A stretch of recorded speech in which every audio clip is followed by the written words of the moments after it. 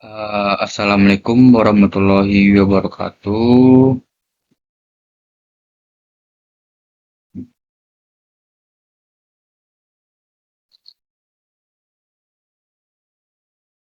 Selamat pagi teman-teman dan Bapak dosen yang saya hormati. Perkenalkan, nama saya Francisco Anggrainon, dan pada kesempatan kali ini saya akan membuat video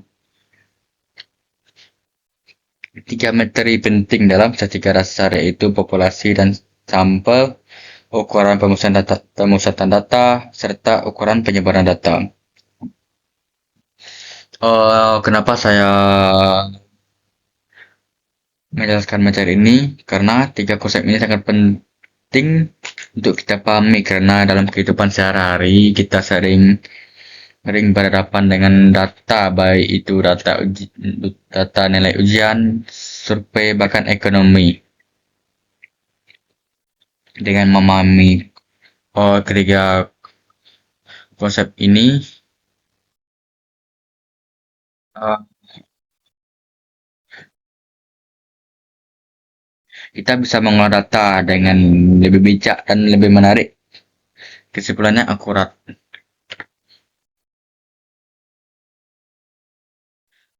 Populasi dan sampel. Eh, yang pertama, populasi keseluruhan adalah keseluruhan objek yang diteliti. Pengertian populasi itu, populasi adalah keseluruhan objek atau individu yang menjadi sasaran penelitian. Populasi bisa berupa orang, hewan, benda, ataupun kejadian yang ingin kita teliti. Contohnya, jika kita mengetahui nilai rata matematika siswa SMA di Indonesia, maka populasinya adalah semua siswa di Indonesia. Dan sampel sebagian dari populasi yang mewakili keseluruhan. Namun sampel meneliti keseluruhan populasi tentu membutuhkan waktu dan biaya yang sangat besar. Karena itu, kita mengambil sampel yang yaitu sebagian kecil dari populasi yang dianggap mewakili keseluruhan. Misalnya, kita ambil 500 siswa dari sebagian provinsi untuk mewakili seluruh siswa di Indonesia. Tujuan dan jenis teknik sampling. Mengambil sampel tujuan agar penelitian efisien dan hasilnya tetap mewakili populasi. Agar kita bisa menghemat waktu dan biaya, tetapi hasilnya tetap bisa menggambarkan populasi dengan baik. Uh, ada beberapa teknik pengambilan sampel, di antara lain sampling acak, sampling Barbasasta, sampling Costa, dan sampling non-acak. Saya akan menjelaskan pertama, sampling acak atau random sampling, di mana setiap individu mempunyai peluang yang sama untuk dipilih. Yang kedua itu membagikan populasi ke dalam kelompok, misalnya berdasarkan jenis kelamin atau usia. Sampling cluster, yaitu memilih kelompok secara acak, misalnya memilih sekolah tertentu. Memilih sekolah acak secara tertentu. Sampling non-acak. Sampling non-acak uh, yaitu keseluruhan objek, sedangkan sampel adalah sebagian yang mewakilinya. Hmm, Langsung ke ukuran pemesanan data. Selanjutnya kita masuk ke ukuran pemesanan data. Bagian ini membantu kita mengetahui nilai yang mewakili kumpulan data. Tahu di data itu berpusat. Min, rata-rata. Min adalah rata-rata dari semua data. Rumusnya adalah jumlah seluruh data dibagi jumlah data.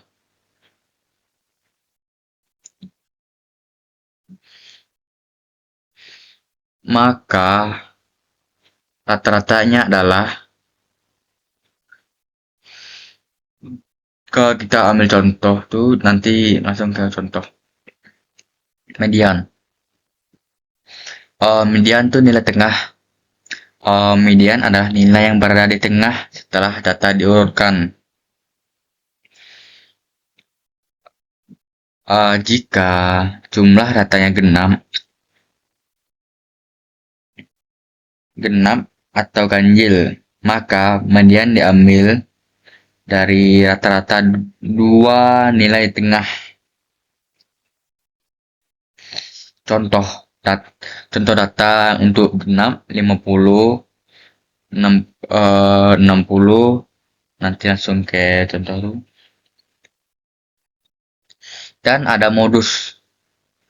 Modus itu nilai yang sering muncul. Eh, jadi kalau dijelaskan tuh modus adalah nilai yang paling sering muncul dalam suatu data.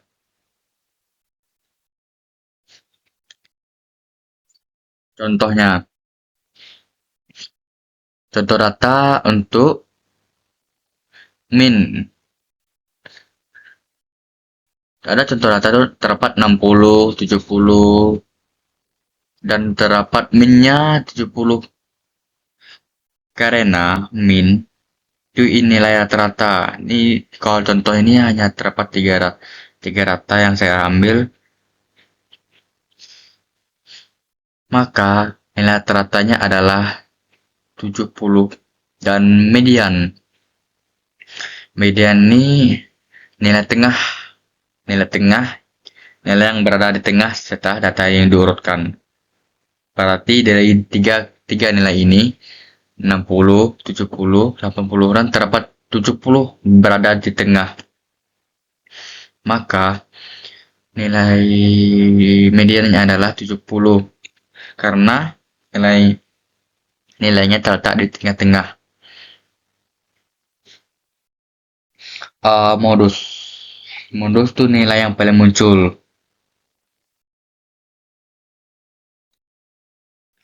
Ini tidak ada uh, tidak ada nilai rata-rata itu. Jadi, mohon maaf. Jadi, kesimpulan tadi itu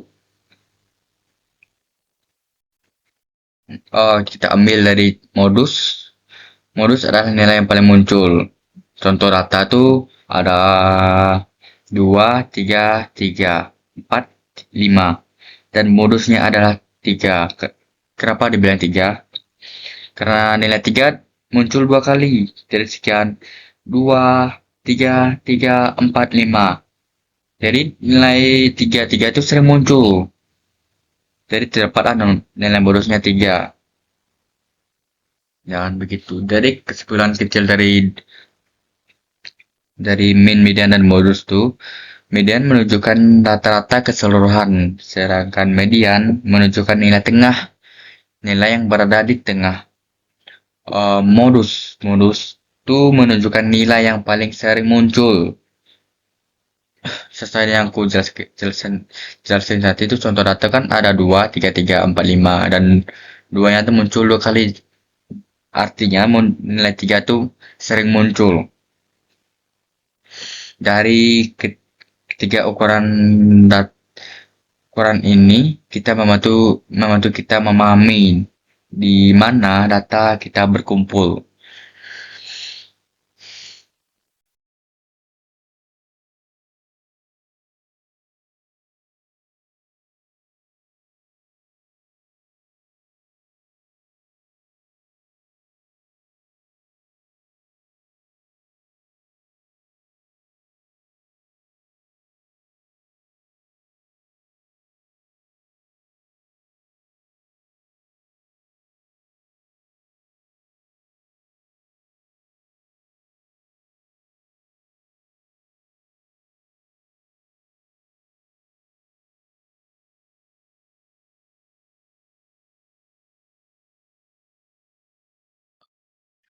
Kita masuk ke ukuran penyebaran data, ke bagian terakhir,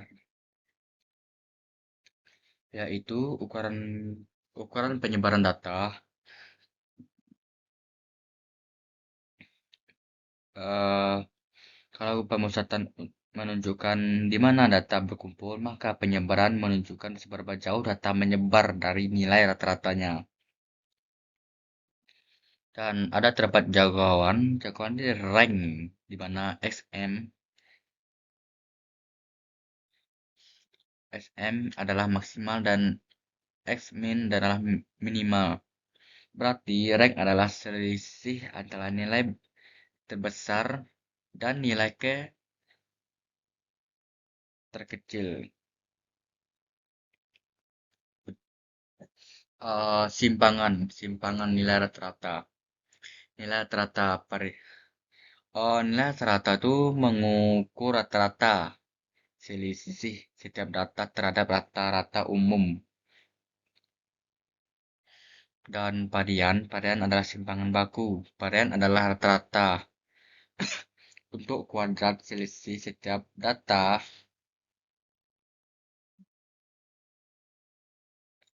Masuk ke 3 dan 4. 3 4 adalah varian simpangan baku. Varian dan simpangan baku. Varian adalah rata-rata terhadap kuadrat selisih setiap data rata-rata terhadap data rata-rata. Jadi makna jika simpangan baku kecil berarti data cenderung seragam.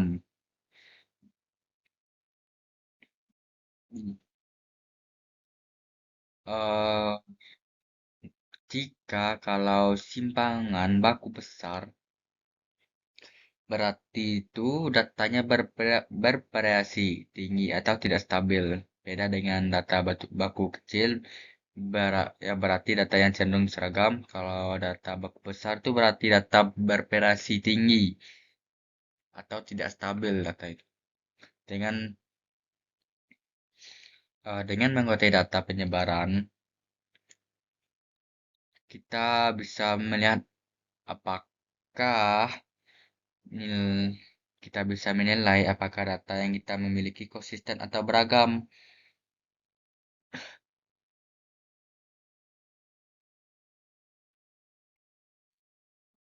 Jadi makna itu ukuran penyebaran jika simpangan baku kecil data beragam dan jika simpangan baku baku besar itu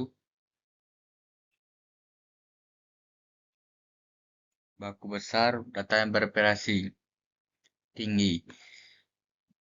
Dan membantu kita apakah data konsisten, konsisten atau beragam. Maaf kalau slide ini nih saya lupa lupa menampilkan padahal saya sudah menjelaskan tadi. Dapat ringkasan dari tiga materi tadi itu.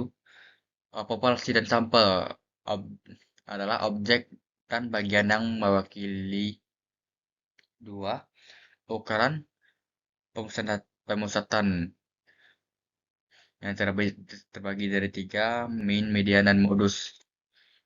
Ukuran penyebaran atau rank, varian, dan simpangan baku.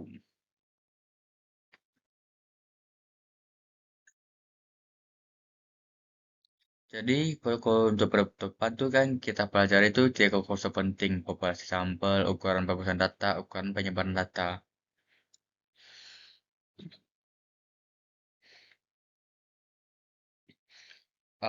Jadi ki- dari kita sudah mempelajari tiga materi utama hari ini. Uh, utama tuh populasi dan sampel untuk mengerti siapa yang kita teliti. Ukuran dan kedua ukuran bagusan data itu untuk melihat nilai yang mewakili data. Ketiga, ukuran penyebaran data itu untuk memahami seberapa jauh data bervariasi. Dengan konsep ini saling berkaitan dengan berkaitan dan menjadi dasar dalam setiap analisis statistik.